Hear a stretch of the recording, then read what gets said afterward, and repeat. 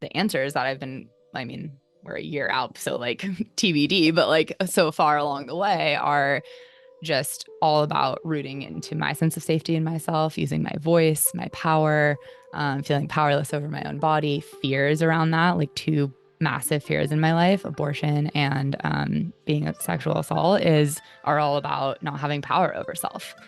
And then how does that manifest in small ways in my life, and how does that come up in relationship?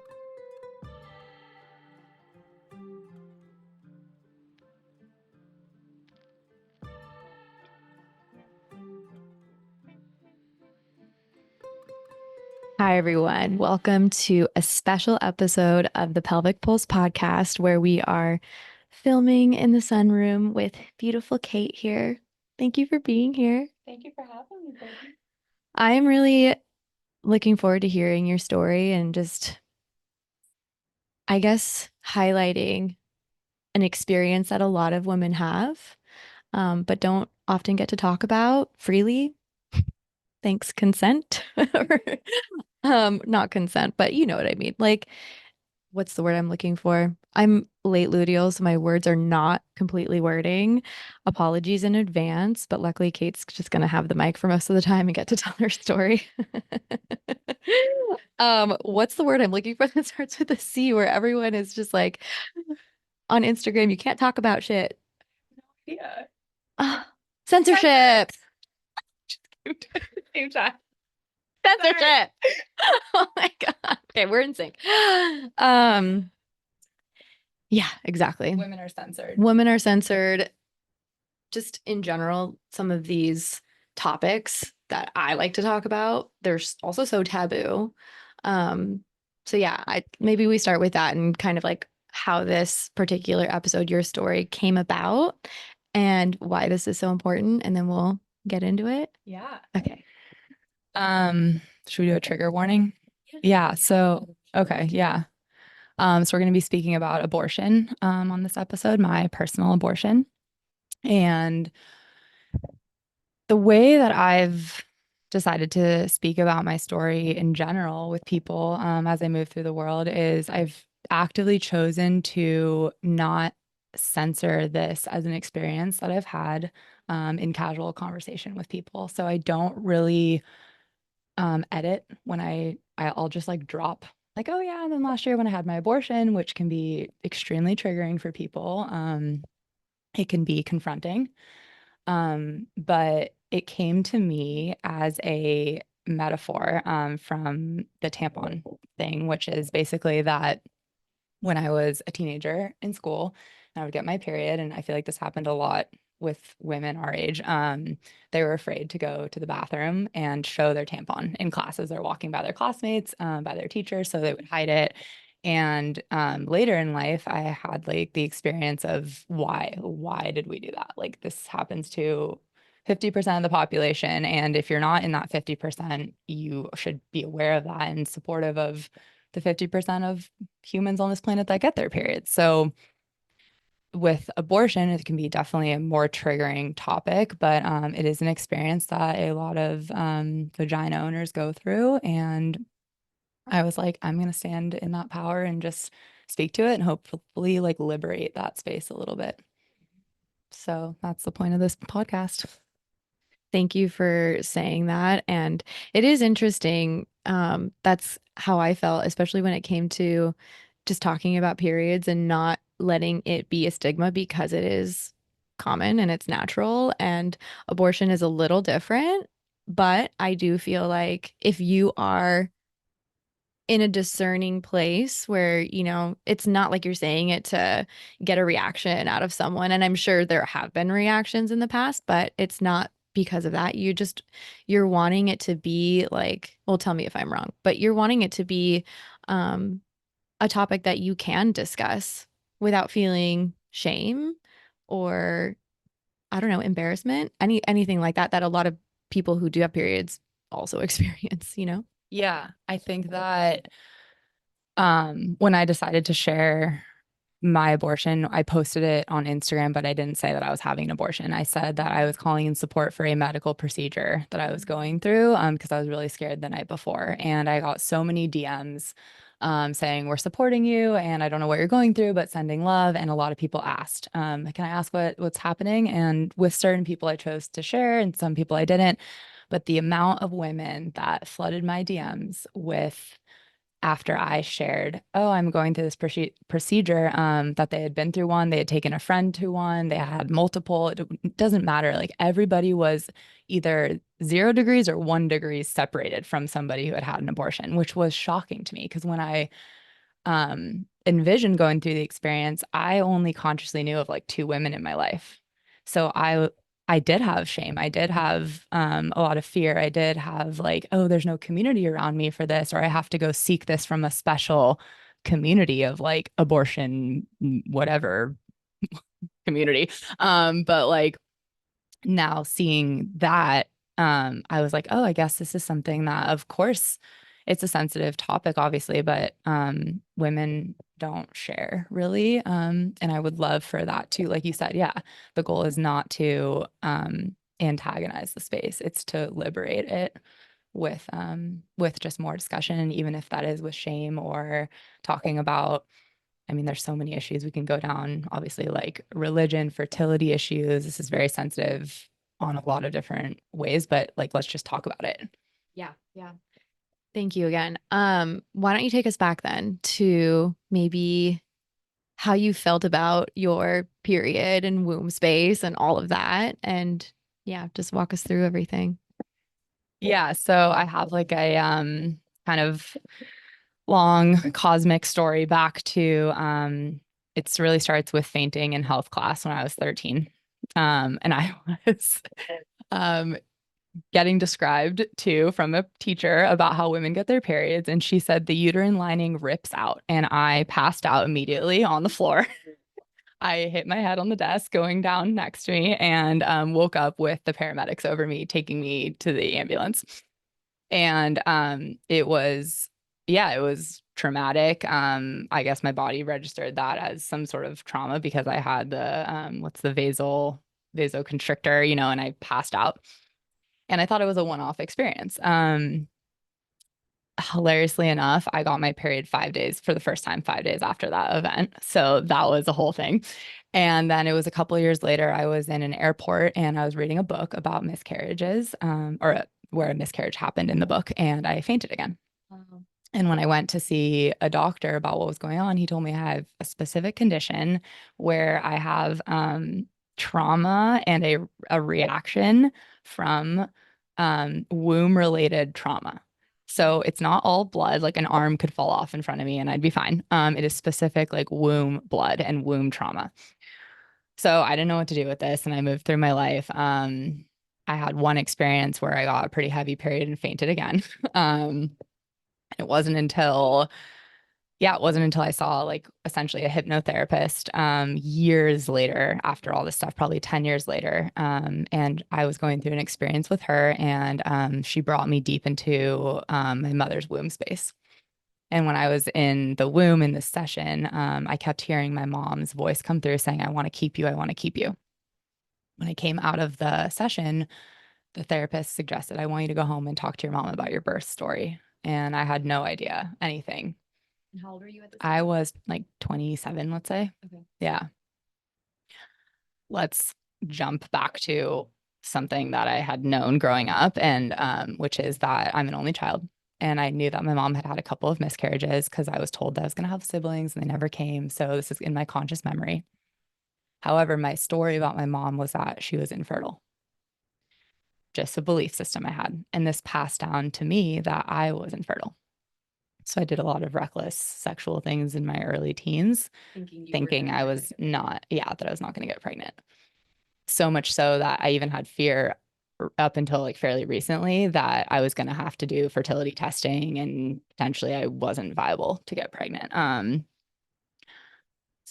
So this is a story about my mom. I know about the miscarriages, think she's infertile. So I go home that night to ask her about my birth story and this voice that came through in the session. And I asked her and I said, Mom, how many miscarriages have you had? And she said, a handful, but I've had over 10 abortions.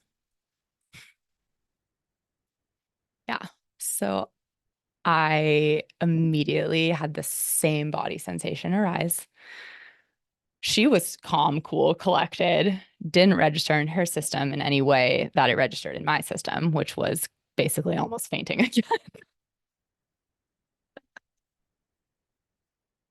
And as she unfolded her story to me, she told me that it runs deep in our maternal lineage. My grandmother has had multiple abortions. My mom's, some of her siblings, her sisters have had abortions. My grandmother took my mom and her sister on the same day to get an abortion. So this started to really unravel. Yeah, I'll pause for a second to see if you have any questions about that or like any if you just want me to keep going. I mean, just like take a deep breath, Yeah. everyone. Like that is wild. And you said she was calm about all of this, right? So, I mean, I'm just so curious about her history a little bit, but let's just keep going with how you handled it and how you took that. Because also, a lot of what you just brought up too with these fears that we each have as women, and the decisions that we make from either those fears or from some kind of belief system that we have about ourselves. So powerful. Like the fact that you were, what did you say? I forgot how you said it, but Yeah, just the narrative that I was infertile, yeah. basically, which was probably a subconscious like driver of actions and belief systems that I had in my life. Right. And then the actions that you took from that, Right. And then, okay, so you're having this conversation with your mom, talking about your birth story. Did she say anything specific about your birth story after having had gone through the abortions and the miscarriages?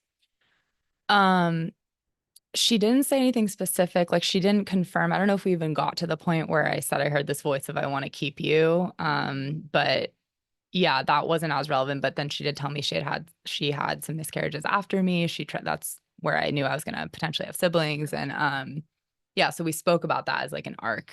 And it was funny because back to the infertile thing where I just was looking at her and saying, like, oh my God, like I thought you were infertile my whole life, basically. Like I thought I was the miracle child, that which she was like, you were, you're the only live pregnancy of X amount. But she told me the joke was like that men would look at her and blink and she would get pregnant.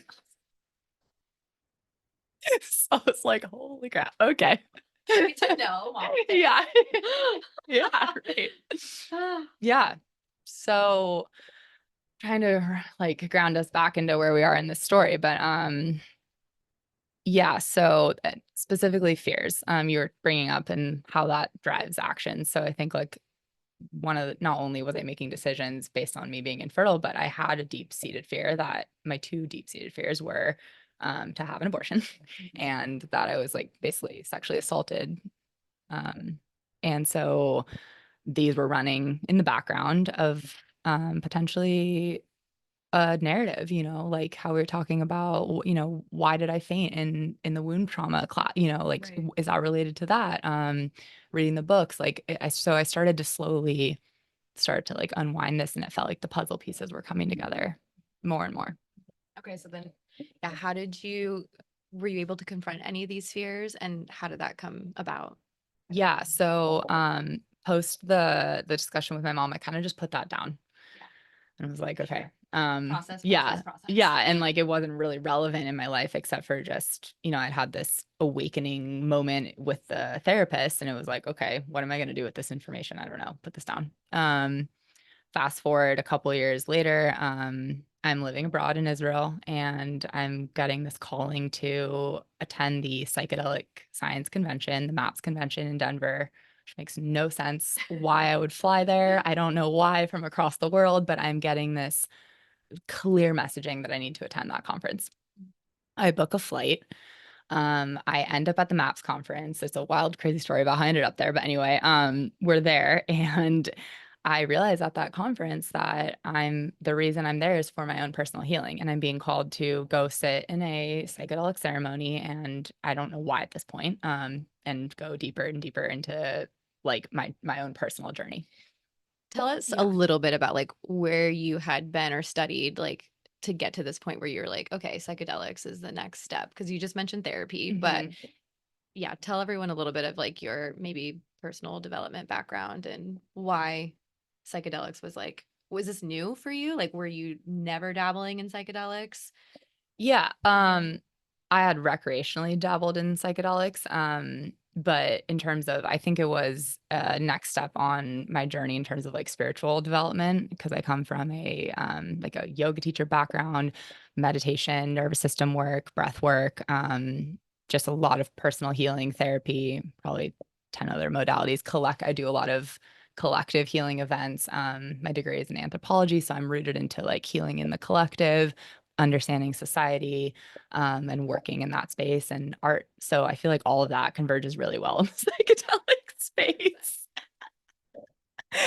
So I'm like basically the poster child for like, oh yeah, ayahuasca. I'm like, yep, 3 servings, please. I'm like, sure, wide open, let's go. Okay, but this would be your first time This is doing my first Aya. time. Yes, Okay, yes. okay. But I didn't know when I went to the No. conference why I was meant to be there. I thought maybe I was meant to be there to have a career in this, like as because I also was going to go back to school for public health and for therapy, and I looked into a lot of different master's programs with a lot of like personal healing work. So I'm like, okay, psychedelics is coming up in this space really fast as a powerful tool when combined with therapy that can change people's lives. So I was like, okay, maybe I'm there for the next step of that. Very clearly was there for my own personal self. Decide that I'm going to go sit in an eye ceremony. And yeah, I kind of want to mention the assault also. Is that, yeah, okay. Because I'm like, this is kind of relevant. So simultaneous to the abortion timeline, there's a clear pattern of something coming up in my nervous system that is coming in flashes as I'm engaging sexually with different partners over years of time, which is unknown to me, but it feels like the energy of a creepy uncle. And I have no cognitive memory um, of being assaulted or molested or anything. But I'll be in these moments of sexuality and I'll get this body sensation and pause the sexuality and move on with my life. And then it'll come up again about a year later. So I'm in Israel and I'm having extreme nervous system dysregulation manifest in my body for months. I'm having, What does that look like? yeah, great question. I'm having like an inability to stay calm. So I'm moving between fight or flight response, freeze response, up and down like a roller coaster. Could look like a lot of crying every day. Could look like a lot of just like anger and frustration. Basically you're just, yeah, you're just not regulated. So and it's affecting my ability to actually live. I'm not going out with friends. I'm fighting with my partner all the time. I mean, it's really taking like a huge toll.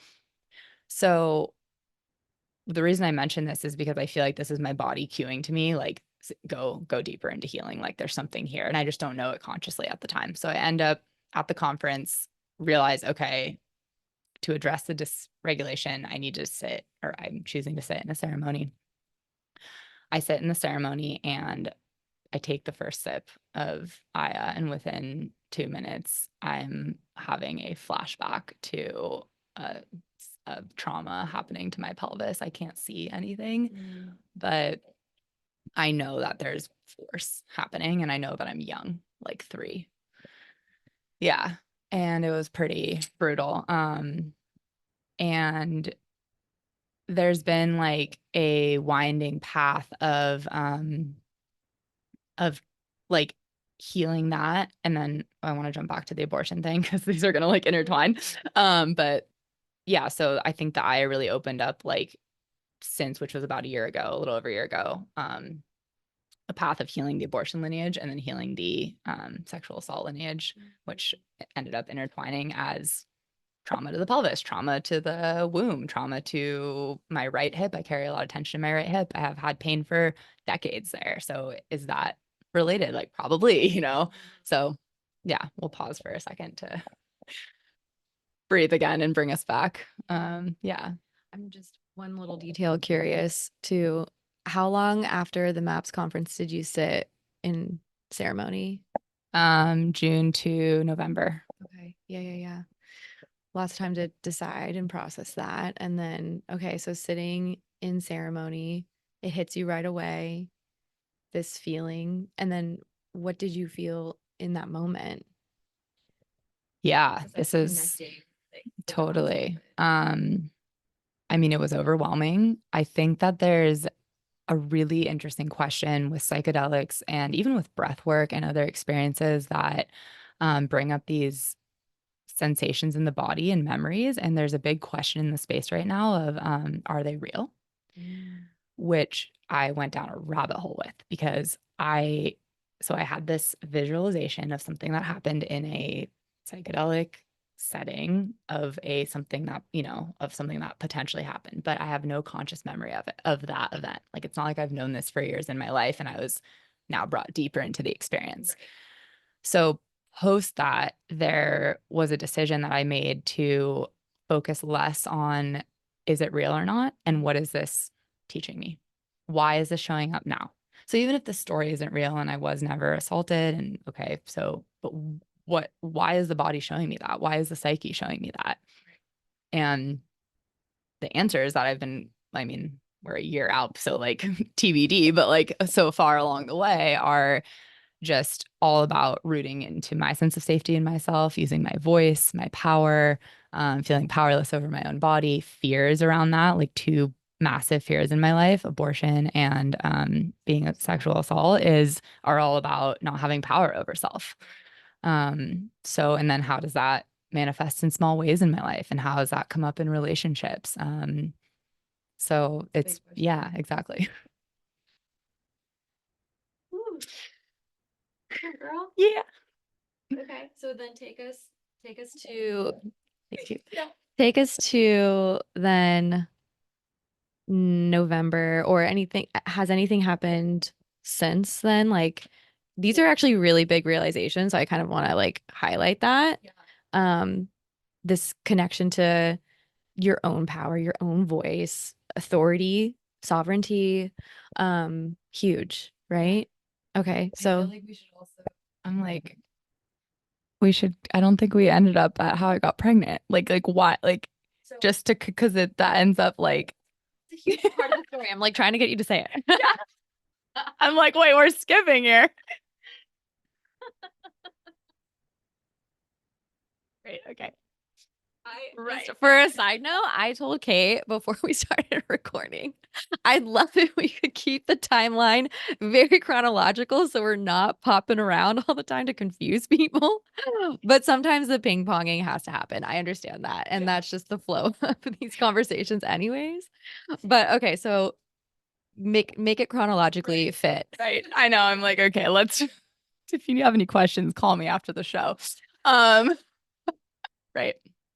So, okay. So just to bring us back. So I have the session with my therapist, talk to my mom, move to Israel, unrelated to anything, go to the MAPS conference, June of whatever year. In August, I haven't sat in ayahuasca yet, so I'm just at the MAPS conference. I don't know what I'm being called to heal personally in my life. August, I get pregnant at Burning Man. Poster child for ayahuasca and Burning Man. Yeah, you're that girl. That girl. Yeah, stereotype. Okay. Let's not put you in a box. Good. You know that's my trigger. So yes, come back, and my partner and I are going through a chaotic time of trying to decide. We've been digital nomads moving all over the world and blah blah blah. And so we decide to spend a month in Mexico. I don't know that I'm pregnant. We leave for the trip, and I have all the classic signs of pregnancy, Which are also the common signs of you're about to get your period. which are also the common signs of you're moving across the world or whatever, and you don't want to move. So you're irritable, you're crying a lot. I'm about to get my period, so my boobs are swollen, like the whole thing. I'm hungry, I'm hangry, I'm nauseous. Okay, but the interesting thing is I'm having this knowing as we're deciding where we're going to go and spend this month that I don't want to leave the States, but we have to leave because of his visa. So, and I'm having this inner calling of like, so much so that I remember saying this, I have to be within a direct 3-hour flight of San Diego, which I've lived 15 hours across the world, right? Like, this is not a common thing for me. And I was pregnant at the time. So I think this is, again, the inner, we're going to get to this, like the inner knowing of the body and stuff. But that's a like huge thing for me. So go down to Mexico. We're there not a week. My period hasn't come. He says, I want you to take a pregnancy test. I just love the story because I think it's so funny. I go, no, I'm not pregnant. I know my body so well. La la. He's, yeah. He's like, well, can you take one? Because I'm anxious. I'm like, whatever. We're going to a coffee shop. He goes, I'm going to buy you a pregnancy test at the pharmacy. I say, he goes, you want to go home and do it? So nice, such a caring person. We'll go home. I go, no, it's fine, whatever. Just do it at the thing. I go in the coffee shop. I go and I take it in the bathroom. I am so certain this thing is not going to be. I'm like, it's only for his anxiety. 2 seconds later, 2 lines come up and I'm just staring at the thing like, what?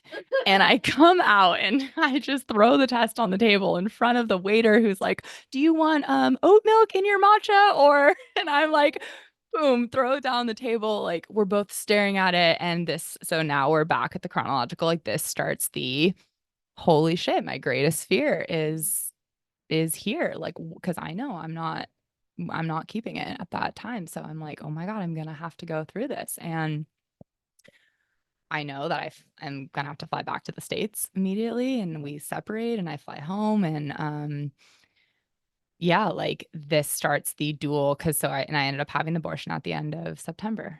And yeah, we're at the year anniversary, which we're going to come to and talk about in a second. But yeah, I want to share why that experience, why we're even on the podcast talking about this really is not just about, it is about abortion and liberating the space, but specifically from my story, and why this ties back to the trauma in my family and the lineage and all of that is because so when I find out that I'm pregnant, I get on the phone with my best friend and I'm crying to her and I'm telling her I wanted to be the end of the line. I didn't want this to continue. I don't want to pass this to my daughters. And she says, you are the end of the line. And I said, I don't know what you mean by that. And it wasn't until I got the abortion and realized that all of the healing work that the therapy and the meditation and the yada yada and the nervous system regulation and learning this about my mom and the way that I was the person in that lineage at this time, I guess for now, that was able to integrate this experience as an experience and not as trauma. So yes, abortions can be traumatic. Yes, they are very invasive procedures on the body. And I will never speak to any woman's, everyone has their own individual experience with that. For me personally, it ended up being extremely healing because I went through and out the other side and realized, yes, this is an experience that can happen. But if done in my system as a way that I can integrate, it wasn't too much too soon. It wasn't too much too fast, which is the definition of trauma, right? Like it was actually perfectly understood. I can integrate the pain or the joy or the whatever sensation that came up with it. And now I don't carry this in my body. So my hope is that if this happens to my daughter or anyone in my line, they will also experience it as an event and not as a trauma, really. Right. I mean, hearing you speak about it like that just automatically also makes me think about birth and how it doesn't have to be a traumatic thing.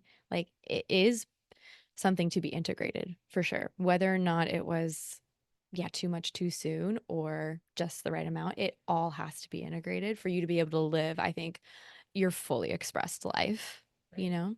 So thank you for naming those things. That's like, take that in, people, for a moment. Yeah. Yeah. And I think that this has also come up as something that is partially like the reason I'm here to even speak. Like, yes, abortion is a hard topic to speak about. This is an added layer of this is difficult to speak about because for a lot of women, this isn't a healing experience. And to sit in community with women and start to talk about how there can be a wide rainbow of experiences with this, um, and hold the pain. I've talked to a lot of women recently that have had abortions that like it is traumatic for them to hear me say that it is a healing experience, which I completely understand. And that, yeah, exactly. Holding space for all that. Yeah. So I just want to like name that, right? here and now on the show that if anybody is like listening or, feels triggered by this, like it's okay. Yeah. I think the practice there is just can you hold yourself in feeling whatever emotion hearing Kate's story is bringing up for you? And maybe it is a liberating feeling, or an expansive feeling, knowing that that is a possibility. It is definitely a possibility. And there are, like you said, a rainbow of other experiences. Like I am thinking about all my friends that I know who have had abortions, and every single one of them is a unique circumstance where there is an array of emotion that goes behind it, whether that's full on just relief that they're not having a baby or grief because it just wasn't the right time, Right. there's so many reasons. It's hard to name them all, but Yeah, totally. On the flip side, we have the whole other side of women trying to get pregnant and can't get pregnant. And that's a whole, it's just like, yeah, I am almost like wordless to even try to encompass what women go through in terms of fertility and making choices about their body and choices that they don't make about their body. I'm like, I wish we lived in a world where we could wake up every day and press a button that just said I would like to be pregnant or I would not like to be pregnant. And that was just that is how simple it would be. oh my gosh, what a world. So, yeah, I don't know where we were.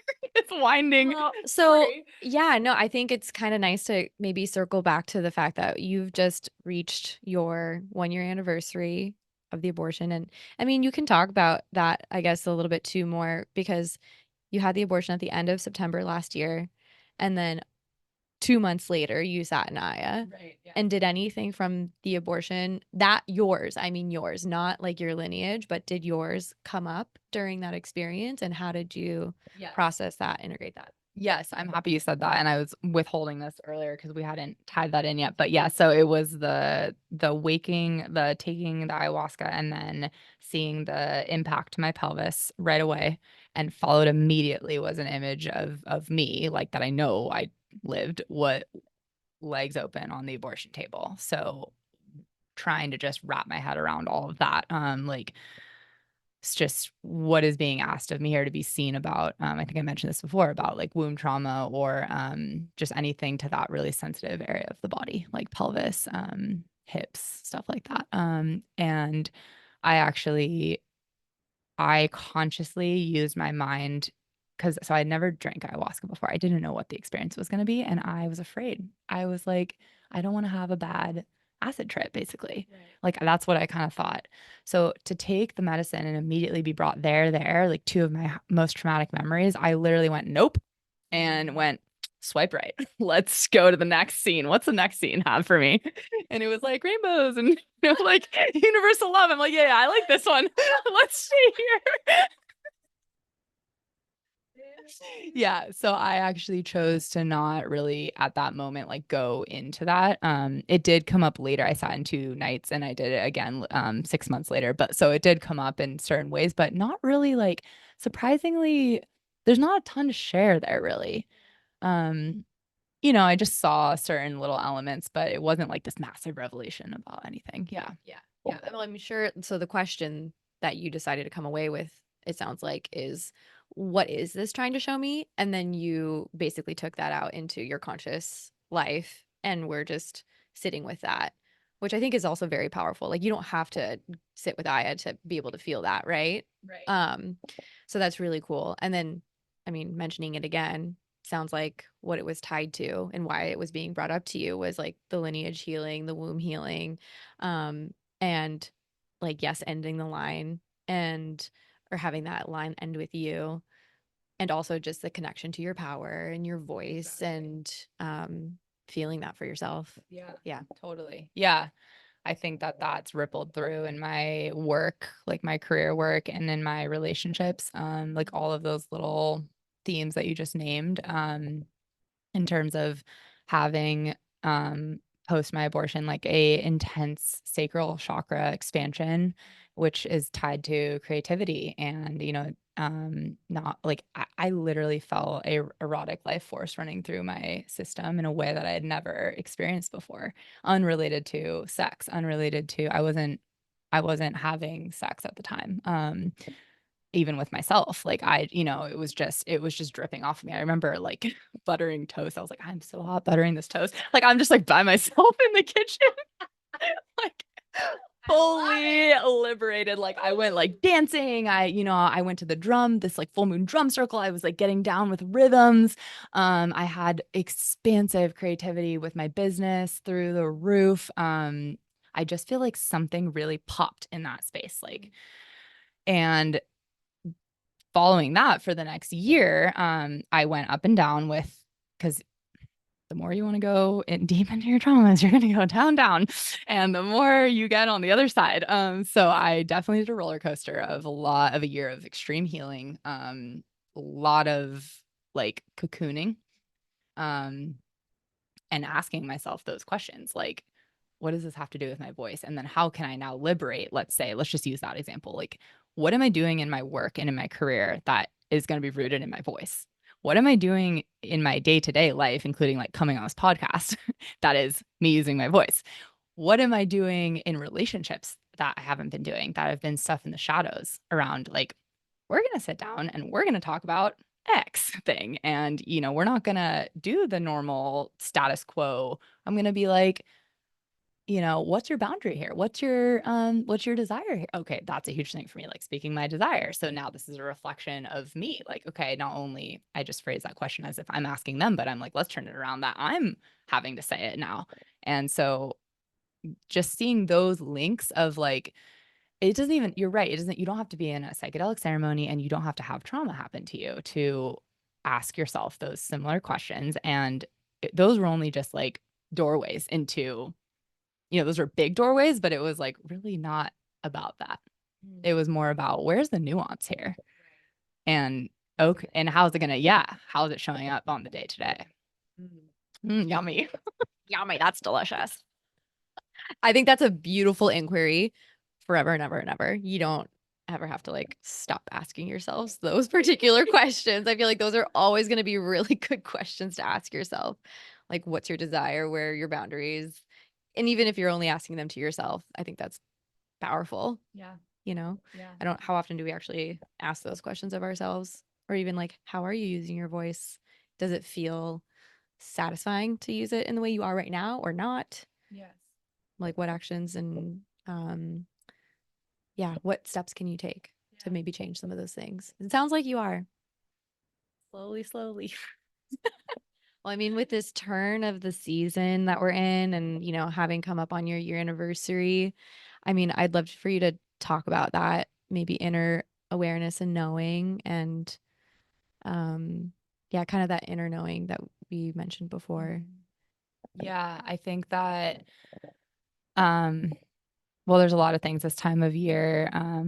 There's obviously a season change happening from spring. Where are we? From summer to fall. It follows like the Jewish New Year, which is kind of cool. It also a lot of like the new moon and the full moon and all that, like that's tied to the Jewish calendar, like follows the moon cycle. So that's not coincidental. But and we just had the equinox. So there's a lot of like turning the new page here. And in my system, it feels very much like a cycle completing, and the rebirth.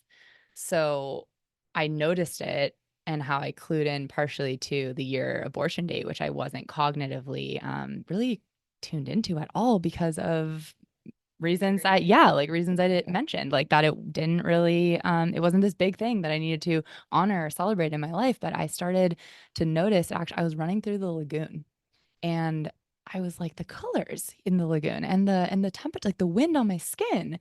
And I was like, this is exactly a year ago post my abortion that I was running through the lagoon. And I was like, whoa, oh my God, a year, and then that's how I put it all together. And so I'm mentioning that because when I that was the day before my year anniversary date. That was Tuesday. My year anniversary was Wednesday. We're on Friday, so we're all right in the same week. Basically, I didn't think that I wanted to honor that day at all. Like it was just going to be another Wednesday. People were asking me about it. How can we support you? Do you need anything? I was like, yeah, I'm good. I'm just gonna go for coffee, you know. How did other people know that that was your anniversary? Did you tell them? No, people just remembered. Like it's amazing. I have like great friends. So wild. Oh my gosh. I know a lot of people texted me, and my partner that I got pregnant with. Well, that's probably because you did tell them when you were getting it. I feel like a lot of the friends that I have now that had them kept it really, really secret and private, which is totally like their prerogative, you know? Right, right. That's true. Yeah, But yeah, sorry. Yeah, It's just but- reminding me of like death anniversaries in a way, you know? yeah. I don't want to call them that. Just, but what would you call Yeah. them other than Yeah. Yeah, I know what you mean. Just yeah, I don't know either, but I think that so basically when I woke up Wednesday, I realized like my body was processing on a level that my mind wasn't. So I woke up really emotional, pretty dysregulated, and I chose to spend that day like honoring what I needed, but I was very emotional, and this kind of goes back to the mystery of the universe, like why did I pay attention to those like colors and those like sensations on my skin? Obviously there's like an answer of like, yeah, we're animals, we remember that, but like deeper, it's kind of like the body's always moving with this internal inherent wisdom that we might be disconnected from in the mind. And I don't even want to put this massive meaning on like my body knew that I needed to, spend that day grieving or something like that, but just that it was simply an event to honor. Like it was a rite of passage. It's a marker in time. This is a significant thing that happened to your body. That's it. Like almost even like a birthday, it's like, oh, another year older. It's like a significant marker of time. And so I paid attention. I was like, okay, I'm going to listen to you and just honor you today, that experience. And I just like quite literally did whatever I wanted to do in every single moment of that day. Yeah, I didn't do it. Like I didn't have like, I didn't make like an altar or like do a ceremony like that I probably would have done in other moments of my life and be really like witchy about it. But but that day I was like, oh, I want this, I'm gonna do this. Or I just want to cry or I want to take a bath or a lot of like self-love, self-care. Yeah, just tuning in. I love that, Kate. Oh my gosh. That's special. How you've handled this whole thing. Let's just the whole story. I feel like that wraps it up quite beautifully. It's like, yeah, honoring your body, honoring the knowing. Yeah. I think like the last thing I'll say about that is that because a lot of people ask me like did I know that I wanted the abortion? And I have a belief system that I was carrying life inside of me, which is hard to reconcile that dichotomy of, well, then you ended that life and, well, that goes down a whole rabbit hole. But I also knew that that wasn't my child and that wasn't my time. And I think that that's okay. And to like really stamp that into like we have decisions we make on a soul level that we can't explain through the mind or through any form of rationality. And like my biggest thing that I would want to share or like around this whole story is just like whatever your decision is, whether it's an abortion or literally anything in life, like just tune in and slow down and listen so that you'll be in alignment to make the choice that's right for you. You hear that, people? Just connect and listen to your body. I think that is a beautiful message to end on. Thank you for that. It's like simple and profound reminder that a lot of us just forget. And this is a big way to learn it, you know? Um, Thank you so much for sharing your story. If people want to get in touch with you or ask any more questions, like maybe you have some resources that you'd like to offer, you want to spit them out? Yeah, definitely. You can find me at what am I at Kate.space. underscore underscore. We're gonna do links. Okay, yeah. It's like or katespace.org is my website. It is outdated, but you can still find me there. I love it. We're always updating anyways, so it's like yesterday was outdated. Roll my eyes at my website, but no, I'll make sure all those links are in the show notes. And again, just thank you so much. I love you. I love you too. Thank you so much for just having me on the show and offering space for this important conversation. You're amazing. Thank you, dear listeners. We'll see you next time. I invite you to close your eyes and listen as I, Kate, share a piece I wrote shortly after recording the podcast. The night after recording the podcast, I wake up at 4 a.m. to a racing heartbeat in mind. I messed up. I spoke too lightly about certain things. People won't understand me. I only told part of the story. It wasn't linear. I didn't include any cultural context. I jump to my go-to mantra for soothing my anxiety. Soften. Place my hands on the places of my body that feel constricted and relax, even just a little bit. Soothe. Talk to those places and tell them they're okay. Allow. Receive whatever information, sensation, or emotion arises. Soften. Soothe. Allow. Soften. Soothe. Allow. Soften. Soothe. Allow. After about an hour, the mantra lulls me to sleep. When I wake up, I am calmer, and I am reminded of aftercare. Of course. In the words of my friend Uni, aftercare is a non-negotiable part of kink-centered connections, and in my opinion should be a priority included across all types of intimacy, not just play that centers BDSM. Think about physical connections in sex, emotional conversations, moments and experiences with heightened intensity, and when we share personal and vulnerable parts of ourselves, our past, our insecurities, and fears. Why, you may ask? Well, intimate connections require vulnerability. And when we open ourselves up towards allowing more vulnerability, it increases our ability to deepen connections. And it also increases the feelings that are associated with rejection, shame, guilt, fear, and regret. The surfacing of these feelings and emotions are not always our fullest truth, and this is why aftercare is so vital. Aftercare is how we take care of ourselves and one another after intimate connections. Aftercare is a beautiful reminder to be more mindful about the whole process of what true self-care entails.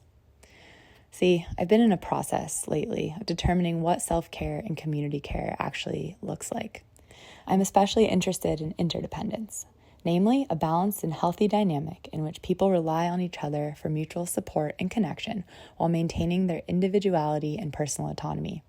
I'm constantly exploring how this shows up in my life, with myself, with my personal relationships, and what it means to extend these questions to a local and even global community. Where do I start and end, and where does another begin? Where is the sweet spot between losing autonomy, losing myself, and losing connection, losing each other?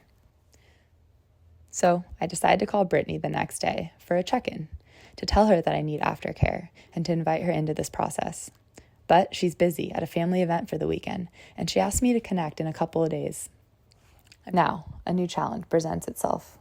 Everything that comes with anxiety, the state that screams, this needs to be addressed now, the urgency, and furthermore, I need Brittney for this. I remind myself of my values and my commitments. I am committed to having hard conversations. Why? Because they are the spaces where we can play and explore in the arena of us, the intersection of interdependence that I am deeply exploring.